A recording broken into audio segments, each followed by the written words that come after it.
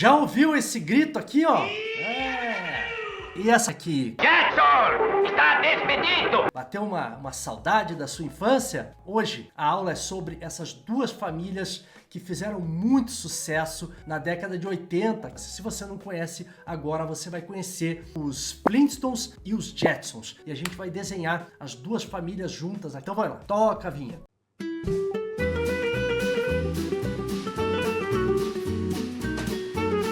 Os Flintstones é uma grande criação da dupla William Hanna e Joseph Barbera na década de 60, que foi transmitida em 6 temporadas até 1966. E nos 2 primeiros anos, uma curiosidade é que a ABC transmitiu as 2 primeiras temporadas em preto e branco, e elas tinham como patrocinador a marca de cigarro Winston. Então era muito comum ver a família fumando. O quê? Inaceitável! Aceitável! Inaceitável!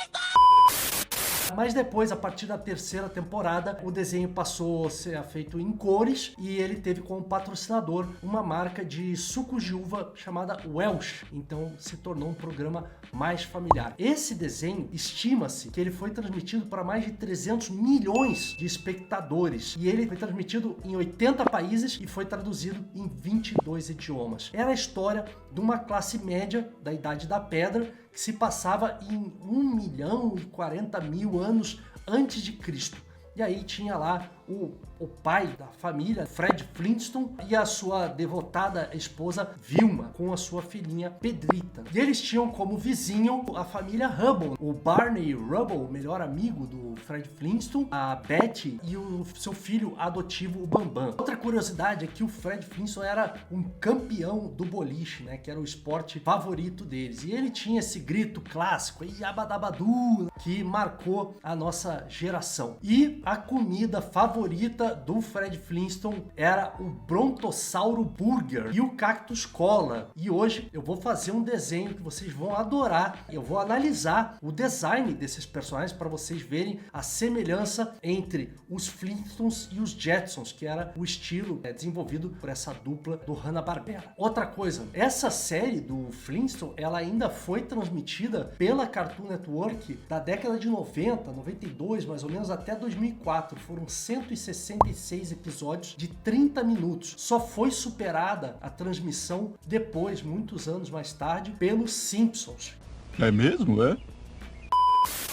E que em 97, se eu não me engano, concluíram 167 episódios. E depois, em contraponto, em 62 até 63, foi criada a família do futuro, os Jetsons, que em espanhol tem uma curiosidade que se chama o Supersônico. Os Flintstones, em espanhol, se chamavam Los Picapiedra. Essa família era composta pelo George Jetson, que era o pai da família. Curiosamente, ele trabalhava 2 dias da semana durante 1 hora, que era já essa previsão do ideal da vida do futuro, onde as pessoas se dedicavam ao lazer, às coisas de família. A esposa dedicada, que era dona de casa, isso era a Jane Jetson. Eles tinham 2 filhos. A Judy Jetson, que era uma adolescente de 15 anos, que vivia falando da moda, né, saindo com os amigos e tudo mais, e o Elroy Jetson, que era um menininho estudioso de astronomia, de coisas intergalácticas, etc. E eles tinham um cachorro chamado Astro e uma empregada, né, chamada Rosie, que era um modelo antigo de robô, mas que eles faziam questão de não trocar ela, né? E ela tinha todos os gadgets assim, onde ela resolvia as coisas e às vezes aconteciam algumas trapalhadas. E aí vem essa história que sempre o senhor Space, que era o chefe do George Jetson, ele sempre estava bolando um plano de acabar com a concorrência dele, que era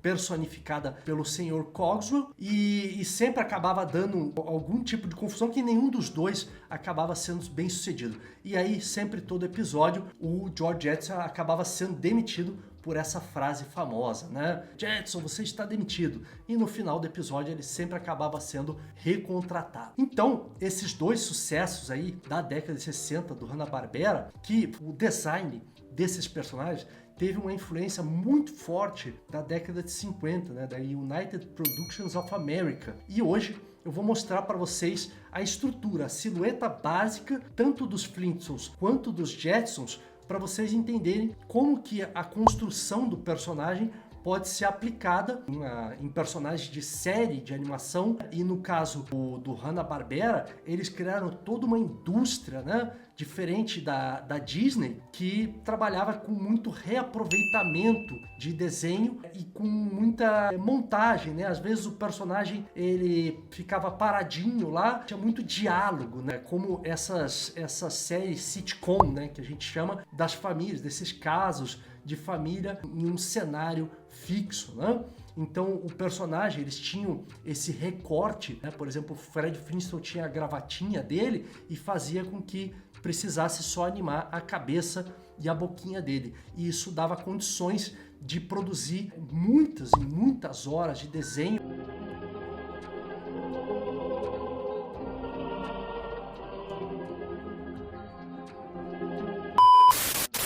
Acho que eu não lembro agora, mas eram muitas horas por semana produzidos pelo estúdio da Hanna-Barbera, diferente das produções da Disney, que levavam anos, às vezes, né? Os curtas-metragens levavam meses para ser produzido, mas era uma outra linguagem, uma outra proposta. Então hoje a gente vai ver como eram feitos a família Flintstone e Jetsons. Então vem comigo, vamos para a prancheta e vamos desenhar. Então vamos pegar aqui o Fred Flintstone e colocar ele em contraponto aqui com a estrutura do George Jetson.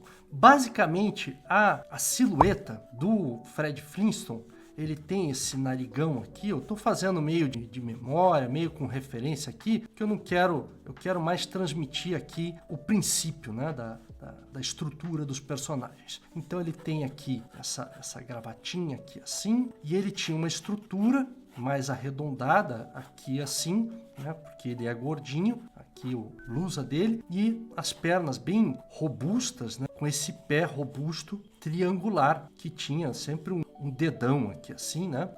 E aí aqui da blusa dele saía um braço bem robusto com a sua mãozinha aqui assim. Então, basicamente, a estrutura do Fred Flintstone era essa, tá? E aí os olhos dele eram duas bolinhas assim. Então, essa é basicamente a estrutura do Fred Flintstone. E aí a gente tem, em oposição aqui, mas vocês vão ver uma semelhança muito grande, do George Jetson. Eu encontrei aqui um esquete primário do George Jetson que é bem interessante, porque ele tem basicamente a mesma estrutura do Fred Flintstone. Ele tem aqui a golinha dele aqui assim, que era um artifício que eles usavam para não ter que animar o personagem todo, eles podiam fazer esse recorte de cabeça, e ele tinha esse corpinho também redondinho assim, só que com a bunda aqui para trás, né, fazendo essa estrutura. Só que as pernas eram fininhas e o seu pé bem pequenininho assim, tá? Era basicamente essa estrutura aqui. E ele tinha o cabelinho dele e um nariz mais arredondadinho, não é tão bruto assim, né? E era engraçado que eles tinham essa, como se fosse a barba dele, mas era muito parecido com o Fred Flintstone, né? Então isso aqui é um conceito antigo, um protótipo, né? Então esse aqui era um protótipo do George Jetson, que depois foi trabalhado dessa maneira aqui. Ele ficou mais compridinho assim, com o nariz mais ou menos nesse formato. Ele tinha o cabelinho dele aqui assim, com a orelha. Essa boquinha clássica é engraçado porque eu estudei tanto o traço da Hanna-Barbera que volta e meia eu vou fazer um personagem e ele sai com essa boquinha clássica. Assim, impressionante como que a influência acaba pegando. E ele tinha um corpinho mais magrinho assim, tá? Mais compridinho, com um cinto aqui assim. E os bracinhos dele eram mais magrinhos assim também, assim. E as pernas eram levemente, não eram tão brutas quanto a do Fred Flintstone. E ele tinha esse pé quadrado, com uma bota espacial aqui assim, que tinham essas argolinhas aqui assim. Tá? Esse é o design final. Vou passar uma caneta aqui para ficar mais bonito.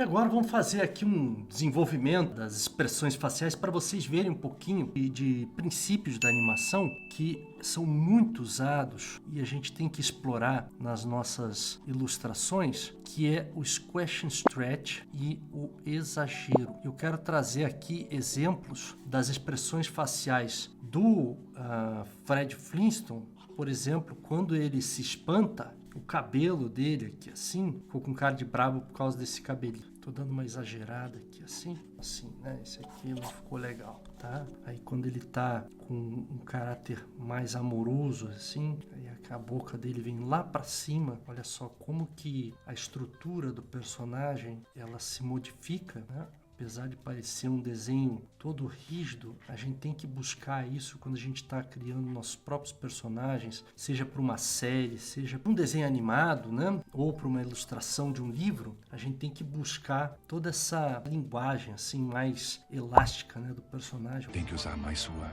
flexibilidade. Vou fazer de novo aqui assim, que ele tem um detalhezinho da expressão facial, que é isso daqui, ó.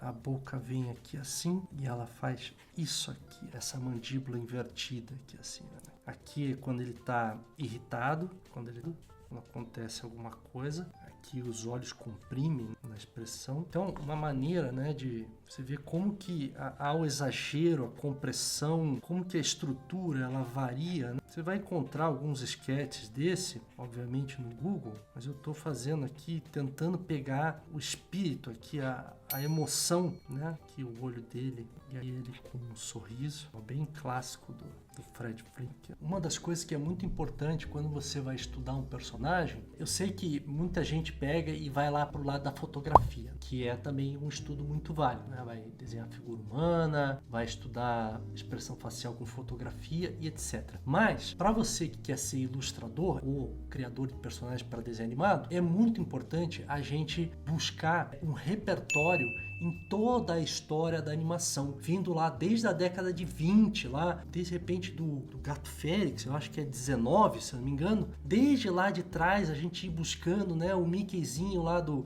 Steamboat Willie de 29, ou de repente o Bosco, o Winged Kid, passando ali pela Cindy Symphonies. A Branca de Neve já puxa mais para uma figura humana, mas tem os Sete Anões, que tem uma estrutura, assim, muita deformação, né? e com expressões muito ricas. Então a gente pegando e avançando na história da animação, você vai aprendendo como que determinadas características de personagem, cada estrutura de personagem se comporta e tem a sua adaptação, as suas estruturas. Uma Pantera cor-de-rosa, ou você indo mais pra frente ali nos Simpsons, ou pegando em 99 ali o Bob Esponja, que é extremamente expressivo. Isso, e aquilo, isso e aquilo, então... Ele trabalha muito com um conceito que se chama gag, né? Que são os exageros, assim, os exageros máximos, as piadas que tem várias categorias, né? Tem um livro muito interessante que se chama Too Funny for Words, que ele inclusive categoriza os tipos de gag. Então, que nos desenhos atuais eu vejo que se perdeu um pouco desse lance das gags, né? E nos desenhos antigos isso tem muito forte. Quando você pega ali na década de 90 o Ren Stimpy, né? Que foi uma animação revolucionária. As animações eram muito...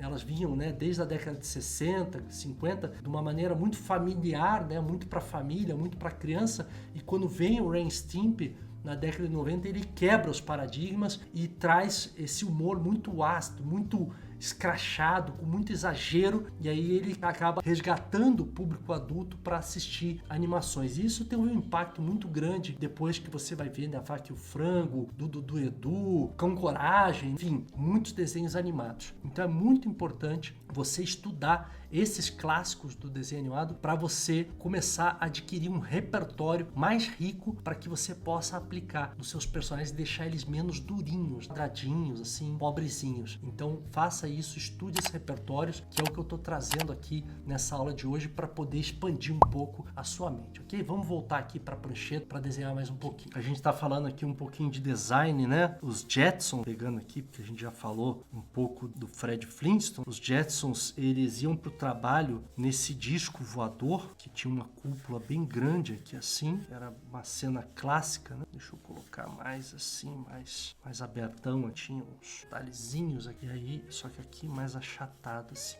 tinham umas abinhas aqui. E aí dentro tinha toda a família, né? Jetson, aqui assim, Jetson. Aí tinha a Jane, eu vou colocar um olho de bolinha assim para ficar simplificado. A Jane, que tinha um rosto meio assim, quadradão com cabelão, bem característico da época dos anos 60. O rosto dela era diferente, o design, né? É mais ou menos assim, tá? Ela tinha o pescocinho dela com essa roupinha espacial. Aí tinha Judy, que era adolescente, tinha um cabelinho, tinha um rosto parecido com o da mãe, com um cabelinho mais moderninho aqui assim, com uma franjinha e um rabo de cavalo. Também os olhos eram diferentes, a estrutura. Aí tinha o Elroy, que era um menininho, que ele tinha um chapeuzinho um pouquinho mais pra cá, pra caber o Astro, que era o cachorrão, que teoricamente é meio que inspirado no Scooby-Doo, né? Temos um vencedor!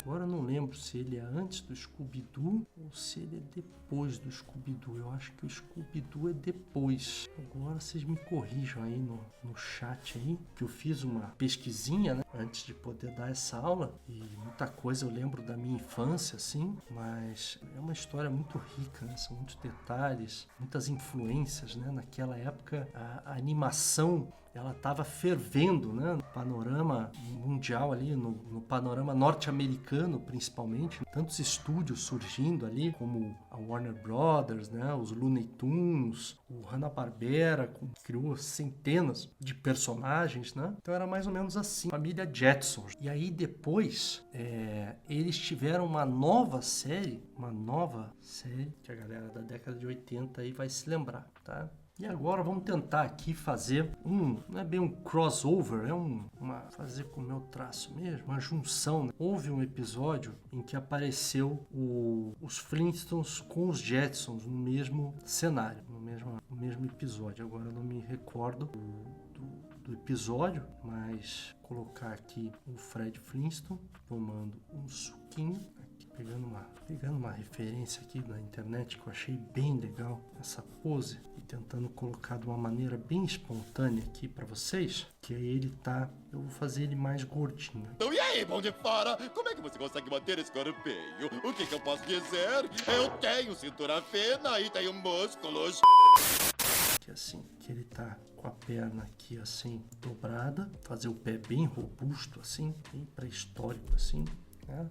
Dele bem folgadão, aqui assim, ok? E ele lendo o jornal dele. Então, vou colocar o jornal dele, o braço dele vem aqui assim, o jornal de pedra, né? E tudo de pedra, ele bem confortável aqui. E aí, vamos fazer uma brincadeira com a Rosie. Ele aqui bem folgadão, e a Rosie, que era aquela robô, ela tem essa cabeça cilíndrica, mais assim, com os olhos aqui, uma boquinha aqui, e ela tinha essa roupinha de empregada. Muito legal estudar, né, esses designs antigos, que eles são antigos, mas eles, ao mesmo tempo, eles são imortais, né? Eu acho isso muito legal. Eles são designs atemporais, né, que permanecem, né, apesar de terem sido feitos lá na década de 60, eles poderiam muito bem ser usados hoje, assim. E ela tinha uma rodinha. E aí saindo aqui, assim, do peito, uma bandeja, eu vou adaptar aqui essa bandeja, um Bronto Burger. Fazer ela aqui, não, burger não, um filézão steak, assim. Vamos passar uma caneta nesse desenho para ver como é que fica e pintar ele.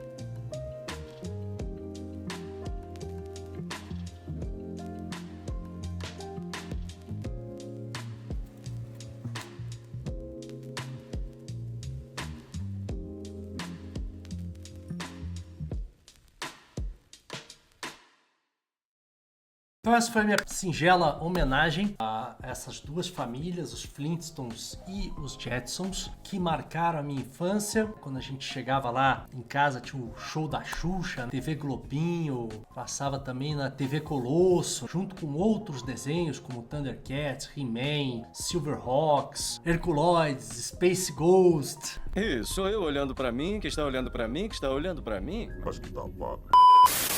Clássicos e mais clássicos aí, e tudo isso fez da nossa infância uma infância bem feliz, bem divertida, bem animada, que a gente tinha isso como referência, e esses desenhos com certeza me inspiraram e com certeza também devem ter te inspirado a querer ser um ilustrador, ser um animador. A gente sonhava, né? Copiava esses desenhos o dia todo, assim como da Warner, da Disney, e isso plantou essa semente no nosso coração para que nós curtíssemos arte, personagens, cenários, diversão, né? Essa coisa divertida, inocente e muito criativa, né? E muitos seguiram em frente, assim como eu, mas você que de repente está retomando aí o seu sonho de ser um ilustrador, um criador de personagens, fazer desenhos animados, fique essa aula aí de inspiração para você agora retomar os desenhos da tua infância e estudar um pouquinho no seu sketchbook para você se divertir um pouco. Gente, muito obrigado pela atenção. Eu vou deixar um vídeo aqui para vocês continuarem seus estudos e a gente se vê no próximo vídeo. Valeu, gente. Um abraço.